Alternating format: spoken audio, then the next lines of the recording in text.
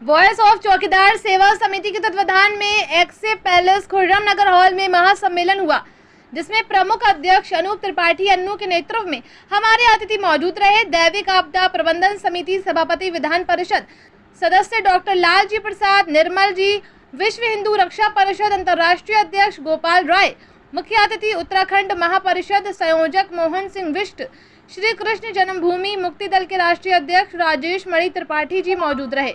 संगठन की मुख्य मांग चौकीदार को प्रत्येक माह 2500 मानदेय मिलता है। मुख्य मांग न्यूनतम वेतन की श्रेणी में लाया जाए, वर्दी व मोबाइल दिए जाएं जिससे सूचना दी जा सके। संगठन के सभी पदाधिकारियों की ये मीटिंग थी। अनुमानित संख्या हजारों में थी। देखिए पूरी रिपोर्ट विस्तार से संवाददाता सुरजीत सिंह के साथ।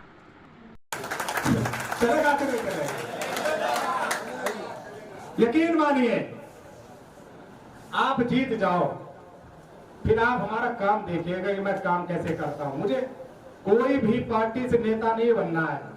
मैं चाहता हूं कि मैं अपने संगठन का खुद नेता रहूं और अपने नेता हम अपने तैयार करें। हम किसी की जात पात न करें। हम तो अब हम पार्टी में जाके दलवा चाहते हैं। जी साहब, पता लगा कि अब विधायक बन गए, उधार के तौर पर विधानसभा में ही हम घूम रहे हैं। उत्तर प्रदेश के लोग कहाँ जाएंगे, है ना?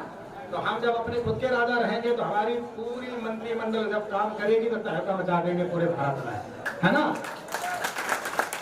और बड़े गर्व के साथ कहना पड़ रहा है कि उत्तराखंड समेत जम्मू कश्मीर, पंजाब, हरियाणा तमाम जगह का चौकीदार वॉइस ऑफ चौकीदार सेवा समिति का परिवार बन रहा है और आगे बहुत बड़ा परिवार अपना भारत में बनेगा। इस बात को याद रखना, ये लड़ाई छोटी मोटी नहीं है। इसीलिए पदाधिकारियों से कहता हूं कि सप्ताह में एक दिन या महीने में 2 दिन का समय निकालना शुरू कर दो, सिर्फ संगठन के लिए समर्पित हो जाओ। यकीन मानिए कि रास्ता मिलने में कोई वक्त नहीं है। आप ये समझ लो कि जिस तरह से भारत के नीचे श्रीलंका लटका हुआ है, बस कामयाबी आपकी सिर्फ लटकी हुई है, बस उसे हमें कैसे भी करके मोहर लगवा देनी है। जेल काट के चले आए चौकीदारों के चक्कर में। ये कह रहे कि भैया मैं दोबारा फिर जाना चाहता हूँ, मुझे अच्छा लगता है, इन्होंने कहा। अब आप सोचो, अब ये सोचो, जब इन्हें नहीं डर लगता तो आप डरोगे? बड़े बड़े खाते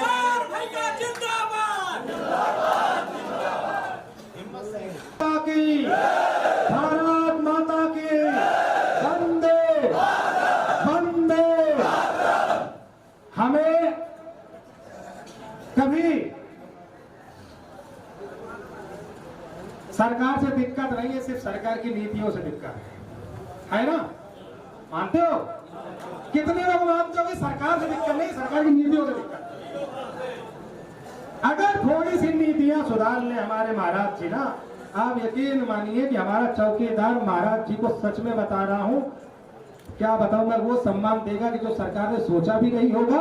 और आपको ये भी बता दूं कि माननीय योगी आदित्यनाथ जी को ये विचार करना चाहिए कि एक चौकीदार एक गांव का मुखिया होता है, 50% से ज्यादा वोट खींचने की क्षमता रखता है।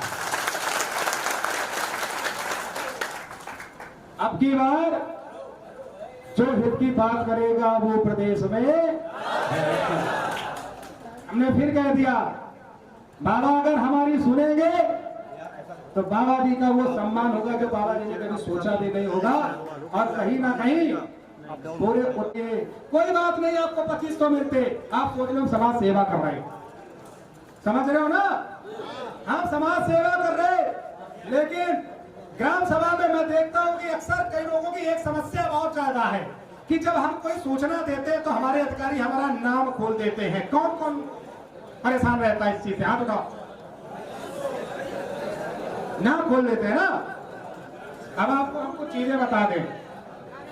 अब आप एक सिस्टम ये बनाइए कि आप जब भी कोई सूचना दीजिए वो ज्यादातर ऑनलाइन सूचना दीजिए। यदि गांव में किसी भी तरह से कोई अराजक तत्व आ जा रहा है या किसी भी तरह से कोई ऐसा लगता है कि माहौल बिगड़ने की संभावना है, उस कंडीशन में डायल 112 आप डायल कर सकते हैं। जो प्रक्रिया करिए ऑनलाइन कीजिए। और अभी हाल में एक एप्लीकेशन लॉन्च हुआ है, अब देखते हैं अगर चौकीदारों को वो एप्लीकेशन का लाभ मिलता है तो उससे आपका ये फायदा होगा कि आप अपनी पूरी समस्या उस पर लिख करके अपलोड कर सकते हो, तो आपकी समस्या का समाधान होगा। नाम आपका गोपनीय रखा जाएगा। लेकिन कई बार नाम खुल जाने से हमारे चौकीदारों को बहुत दुश्मनी का सामना करना पड़ता है, इस चीज को हम समझ सकते हैं। लेकिन आगे की जो व्यवस्थाएं हैं हम सब लोग मिल करके इसको इतना मजबूत करना है कि यदि कभी गांव में ऐसे वो कार्य हो रहे हैं जो कहीं ना कहीं गैर कानूनी है, मैं सबसे पहले कहना चाहूंगा कि उत्तर प्रदेश के अंदर गौकसी पर बहुत रोक लगी हुई है, लेकिन मैं अक्सर देखता हूं कि कई जगह पर गौकसी आज भी नहीं रुक रही है, कई गाड़ियां पकड़ी जाती हैं। अभी उत्तर प्रदेश में ही किसी एक जनपद में एक जीप पकड़ी गई, एक लोडर पकड़ा गया था जिसमें 4 या 3 गौवंश थे। उससे जब पूछा गया तो ड्राइवर ने खुद कबूल किया कि ये कसाई खाना जा रहे हैं। मुझे ये नहीं समझ में आ रहा आखिर वो कैसी पुलिस है जो 100-200 रुपए में कहीं ना कहीं एक धार्मिक लोगों की भावनाओं को आहत करता है। गौ को हिंदू धर्म के हिसाब से माता का दर्जा दिया गया है, क्योंकि उस मां के अंदर 33 कोटि के देवता विराजमान करते हैं। कौन कौन मानता है? तो किसी की धर्म की भावनाएं आहत ना हो, किसी के धर्म में टिप्पणी ना हो, ये आप सबको ध्यान देने की आवश्यकता है। यदि ऐसा लगता है कि कोई अराजक तत्व किसी के धर्म के खिलाफ षड्यंत्र रच रहा है या धार्मिक लड़ाई की चीजें बढ़ा रहा है, तो ऐसी कंडीशन में आप अपने अधिकारी को सूचित करेंगे। यदि आपकी जब कोई नहीं सुनता तो आप हमें बताइएगा, तो फिर मैं अपने आप सुनवा दूंगा। लेकिन किसी तरह से कानून में ऐसी कोई बाधा ना आए, कोई अधिकारी ये ना कह सके कि चौकीदार तो कुछ करता ही नहीं। किसी जमाने में चौकीदार कुछ नहीं करता था, लेकिन अब तो चौकीदार कर रहा है ना भाई। उस समय जागरूक करने वाला कोई नहीं था भाई। हमारे चौकीदारों को यदि अच्छी सी ट्रेनिंग दे दी जाए तो क्या हमारा चौकीदार पुलिस से कम लगेगा?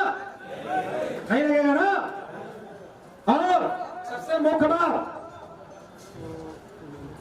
यकीन मानिए किसी 2026 के अंदर आप लोग अपनी अपनी वर्दी सिलवाना शुरू कर दीजिए। अगर सरकार नहीं दे रही, जब वर्दी पहनना शुरू कर दोगे तो सरकार अपने आप वर्दी आपको देने लगेगी। हक मांगने से नहीं मिलता, थोड़ा बहुत छीनना भी पड़ता है।